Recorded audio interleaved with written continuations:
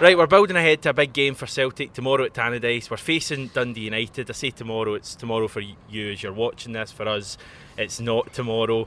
We have just spoken to Celtic's new striker, which is yesterday, and you will have seen that on the channel yesterday, but for us it's tomorrow.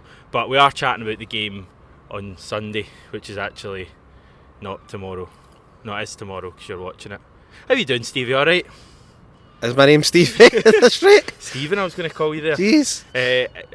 Miraculous things are happening here. It's sunny. We're actually, what are we, January? And we're actually sheltering from the sun here. The big jackets are off as well. Yeah, they're literally sitting in a on heap the floor. There. Stevie's a bit of a prima donna. We set ourselves up and he was getting at the sun's in my eyes, I can't do a video. So he moved us into the shade where you wouldn't be able to see us. Has it worked out, Hamish? Well, I'm still getting blinded by the sun. You're alright because you're facing this. That's all that matters, isn't it? As long as I'm alright.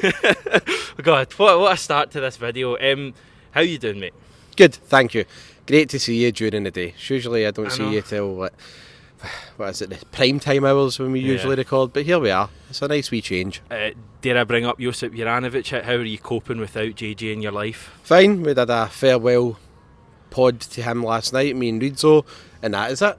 I think you have a few days to appreciate the contribution and talk about it, but realistically we've got to focus now on his replacement AJ. It's all about him. Hopefully he stays longer and he's an even bigger legend than JJ was. Good luck to him, but it's all about looking forward for here on in, I think.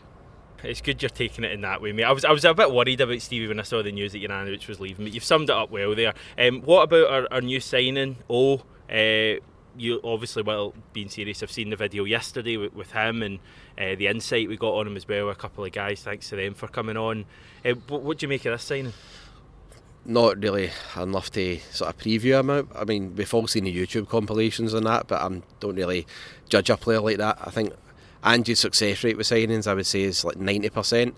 9 times out of 10 he gets a player right, doesn't he? That's 90%, aye. Okay, thanks for that, Hamish. And I think we're just going to have to judge him on the park, but if he's anything like the way that Kyogo, Maeda, Hatate have been, we're in for a real treat. And I think we've just got to trust the manager that he's replaced the outgoing, we'd imagine, outgoing GG fairly well. But no, I mean, when it comes to the compilations, I'm not one of the types of fans who judge him on what he does for Celtic, but from the big thing I took away from it is just how buzzing, and I read your article too, how buzzing Ange is to get him in. I mean, it seems like Ange was really over the moon and he was really sort of gleeful talking about him. That's a good sign. And you're a good judge of glee, aren't you? Because that's the only way you are in life. So that's yes, correct. If it's coming for you, then it must be true. But Ange was clearly very happy with the signing. We should say, obviously, as we're recording this, we don't know about Giakoumakis yet, whether he's going to leave or not.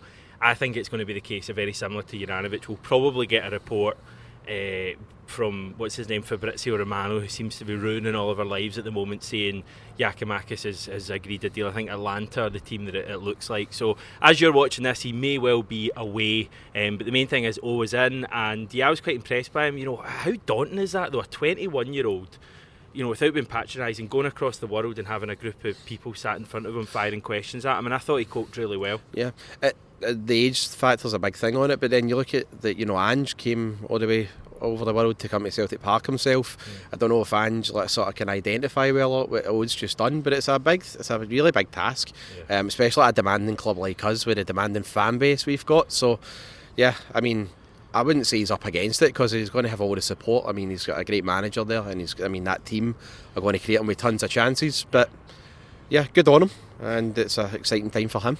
Back in the early 80s, when you were that age, I mean, what would it be like for you? Would you be able to kind of go into an environment like that? I couldn't resist, man. I'm having goes at you today, haven't I? It's a wee bit out of order. I've been watching too much. Did you see the video of Greg Taylor and Alistair Johnson? I did, saw that today. Laying into Turnbull and Ralston. Maybe I've been getting a bit of that, spending too much time with those guys. Should we chat about the football? I feel like that's please do. People don't want to hear about me and my early life, Hamish. Yes. Dundee United tomorrow for you, all the way over in the East Coast. And John McGinley land, a 4 p.m. kick-off for the game 2 live on Sky Sports. Actually, it's the second part of a Scottish Super Sunday. I don't know if they're officially calling it that. Livingston Hearts is the first game, and then Dundee United versus Celtic. 9-0 against them earlier in the season. I guess that's going to be a big talking point. Already has been in the media. 4-2 here at Celtic Park as well. It was pretty nervy, that one. I mean, 4-2 sounds like a kind of impressive showing and an impressive result and a kind of pretty simple result, but it was far from it that night. No, it wasn't. I mean, I think we were quite wasteful in that second half, and to be fair to them, Dundee United quite smart that game. Their tactic was just to stay in the game, and then they suckered us, but the changes that we made that day were very crucial in us getting the result, and it was that attitude we've got that we never stop, and we never did that day. I remember we did the video after it, and you just felt that it's one of the ones that come the end of the season it could be a massive result in that title race at the time, and I think it was. I think Rangers ended up, did they not drop no, they drew against St Mirren that day, didn't they, as well? No, that was the Ross County one. I'm sure they dropped points. I think they lost at St John's. They lost the at next St day. John's You're the right. next day. You're so right. I think at that stage, with that game sitting at 2-2 going into stoppage time, Yep. I think we were something like 5 points ahead, but they would have the game in hand, so it was a big result at the time, and obviously now we go into this game 9 points clear. I want to read some Charlie Mulgrew comments to you, obviously former Celtic player. He's done a bit of an interview with Sky Sports. I think they're going to air it in their coverage pre-match. Him and Stephen Fletcher down in fact not far from here at Top Golf, hitting some golf balls. And That's at Mabbott. is it? Aye. Alright, nice. And he was asked about how you stop this Celtic team. Mulgrew said, "How long have you got? Having played for Celtic and having come to places like Tannadice, the last thing you want is a difficult game, people in your face, the crowd up. What you want is to have nice possession and a team to sit off you and show you too much respect. I think that happens quite a lot. Hopefully we can step up." Now, it's worth pointing out Mulgrew's a coach at Dundee United as well now. I think they're coming to really get in our faces on Sunday. I think they're going to try and make it really uncomfortable. And Tannadice for me, I can't remember if it was you or Asim I had a debate with. Tannadice for me would be like up there as one of the grounds that gives me the fear for some reason. I know it's daft when we won 9-0 there and I think 3-0 twice last season, but if you look at that game when we won the league last year, it can be a tough place when the crowd is up, and they've got some good players, Dundee United. I really think this might be one of our toughest games over the next wee period. And I'm not saying I'm worried about it, but I've just got a feeling that it might be quite a really tough match on Sunday. I think every game's tough if you've not got the right attitude for it. The one thing that I would say is in our favour is Ange and the Celtic team generally do have the right attitude going to these games, Hamish. And it's not, sorry to interrupt. It's not down to our attitude. It's just the fact I think Dundee United are. I think they're in a false position in many ways. I think they had a terrible start to the season, Jack Ross, etc. I think now they are, for me, with the players they've got and the way they've kind of played recently, they'd be pushing for top 6 for me if the season started today. They should be, but at the same time, having watched them a couple of weeks ago when they played Rangers, and I hope that Rangers would have maybe dropped points there. Their defence is still pretty ropey. They're not clinical enough, and I don't think they take the chances as well. They're certainly not the way that we do anyway. I would agree with you that Tannadice historically is a hard place to go.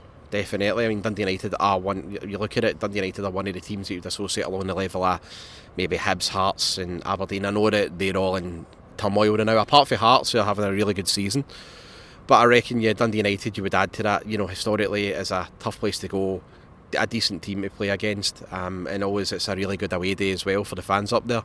So I do think that it's going to be a bit of a tough game. But as long as Ange sets up right and we get that team set up right, especially in midfield, I think we'll be okay. I would agree with you though that Dundee United, I mean, they were going through a terrible... That Alkmaar game really knocked the stuffing out of them. The 7-0 game, yeah, and then 9-0, and obviously Jack Ross as well couldn't steady that ship in that respect. He just kept sinking. But I do think that after that, since they've got Fox in, they've generally picked up. They've got a lot of encouragement to take for the result against us anyway. They perform. I mean... Yeah. We've seen some teams just sitting back and not offering anything against us. At least they actually came and had a go in spells. I think they'll maybe try and do it again. Even if they go 1-0 down, they'll try and maybe be stuffy and stay in the game as much as possible. Try and get some joy like they did for a mistake or a set piece again. So I think what's the big thing for Sunday is making sure that if we do go ahead, like one's not going to be enough. We're going to have to kill it with a couple of goals, I'd say. Yeah, I mean, it's a game I always look forward to. I think whenever Celtic go to Tannadice, it feels like a really big game. I think they give us a big away allocation, whatever it is, 3,000, 4,000, 5,000. They pack it as well behind the net. I really enjoy games at Tannadice. I was watching their highlights from last weekend. They played Stirling Uni. I think they won 3-0. Pitch looked all right. Probably better than here. Let's not comment on ours. But certainly better than that dump up at Mount Florida, Hampden Park. And what was St Johnstone last week, and even Hibs in the derby, really poor pitches going around, and the Tannadice one isn't a bowling green, but it's certainly better than a lot of those, so I don't think there'll be a massive issue. It's kind of similar to what it was like last season. Remember we went around this time of the year and Rogic scored that brilliant solo goal, so yeah. I think we'll be able to play our stuff, but I just think games at Tannadice are quite frantic a lot of the time. Shall we chat about teams? Again, caveat, we're recording this well prior to Ange Postecoglou's press conference. Hiya. Well, come on for a chat. That's not a good start to your Celtic career. You come to the club and you interrupt two legends of the YouTube game. I'm glad it's not right. One legend, Hamish. That, in case you kind of didn't notice, I don't know how much the camera's picked it up. Just walked by the camera there. And what did he do? Yes, waved at you, I believe. And I awkwardly just kind of stared at him. And I just had my back to him the entire time. Proper ignoramus. I wasn't sure whether we were kind of breaking the video at that stage or what, but he's just driven off. So, I mean, we're just about to talk about the team. Do you think he's got a chance of featuring? This is Ange, isn't it? I mean, AJ came on against against Rangers at Ibrox for his debut. So, knowing Ange, if he thinks he's ready, there's every chance that he can play at Tannadice. Personally, I wouldn't. I would go with a team that's in form, and I think Kyogo, in the form that he's in now, has to start up front. But who might I argue with the manager? I think he'll definitely be on the bench. I wouldn't bet against it. Do you think Kyogo would have interrupted us like that? I think Kyogo would have had the decency to put his head down and ignore us because we don't deserve any attention at all. We are obviously joking. Hell of a nice guy. You obviously saw that in the press conference yesterday. I'm not sure if we'll see him tomorrow, but I think there's a chance maybe off the bench. I think probably Livingston and Wednesday might be one to get him off the bench, but he hasn't played in a while, so it may be a bit of a slow burner. In terms of other team news, I think I was just about to say that we are recording this prior to Ange Postecoglou's press conference. We don't know really about Greg Taylor. Cameron Carter-Vickers would be another one we'd want to know about. This is the team I'm thinking, everyone. Stevie, you can let me know what you think. Joe Hart in goals, a back four of Alistair Johnston, Cameron Carter-Vickers, Carl Starfelt, and hopefully Greg Taylor, but I guess we'll see. Midfield, Callum McGregor, Aaron Boy, and Rio Hatate, and front three, Liel Abada, Kyogo, and Dyson Maeda. Maybe a little bit controversial leaving Jota out. I just don't think you can leave Maeda out at the moment, and Abada has an incredible record against Dundee United. He scored 4 times against them already this season, 2 last season as well, including the famous one here at Celtic Park. Scored a hat-trick last time at Tannadice, so I think he was good last Saturday against Morton. I don't think we covered that in the channel enough. I think he was probably one of our best players against Morton, so I want to see him start, and I just think Maeda and obviously Kyogo, you can't leave them out at the moment. What I like about Abada, for what I've seen in the last few games now, he's taking more players on, and he's actually running at defenders, but going in the inside now, not just like going in the outside anymore. He was doing that a lot against Morton, like taking players on but getting into the area too and getting by them as well. Callum McGregor's 400th Celtic appearance. Ange made a joke in midweek about him being halfway to 800, which I guess is true. I think that's true. Half of 800 to 400. I know that intro probably mucked up your brain, Hamish, but that is true, yes. Here's a question for you and all of you as well. Who's got the most competitive appearances in Celtic history? Do you know the answer? Yeah. Is this going way, way, way back? Well, it's not last week. Are we talking like, the pre-war days and all that? No, it's post-war. Post-war. Is he a legend? He's a legend. Is it Billy McNeil? Yeah, well done. Excellent. Truly one of the greats. How many do you think he's had? And I'll give you this, you can be if you're within 50, I'll be impressed. Given that McGregor's had 400, how many did Billy McNeil manage? Caesar, the great Caesar. 650? It's alright, 790 according to what the club's official stuff. What a guy. Which kind of puts it into context. I mean, Ange is obviously joking about McGregor being halfway to 800, but see when you think at how often McGregor has played, the joke is he plays about 90 games a year, and he's played for us for so many years, and he's like only just past half of what Billy McNeil managed in days when you didn't play daft qualifiers. And also, in days where now you've got to be ultra fit as a footballer as well, taking nothing away from Billy McNeil, but it's changed days as well. Like, as you say, I mean, you've got to be, you've got all the qualifiers, you've got the internationals now, rounds of them in September and March. It's some achievement. I mean, as I do say, I get worried with Callum McGregor under Brendan Rodgers at times, thinking he was going to get burned out the way Kieran Tierney was, and the club celebrated the fact that he played something like 60 odd games in a season. He broke the record, and I was like, I mean, that's not a great thing to write home about. The guy does need a rest. He's going to get burned out. But no, I mean, under Ange, he's been fantastic, and long may that continue. Well done to him. Yeah, so 400 if he plays, I certainly think he will. Official wise, I'll pass over to you, Steve. You have a wee read of them. I've never passed it on. I know you love the officials. Oh, great. I'm going to have to read out who they are then. So the referee is Donald Robertson. What's AR1 and AR2? Oh, my word. What is that? Is that assistant referee? Well, just dear, oh dear. You see why I don't give him any right, sort of responsibility? Donald Donald Robertson's the ref. You've done that. David Room and Drew Cutland is the assistant referees. We're done. VAR. In VAR we have Ewan Anderson. What's AVAR? Assistant. Right, that's David McGeechee. And the fourth official is Gavin Duncan. An all-star cast, and I'm sure there's definitely not going to be some controversy on Sunday. Thank you for doing that. Anything else you want to get off your chest before you say goodbye? No, nothing. I'm alright. Just it's a very nice surprise to be with you during the day here.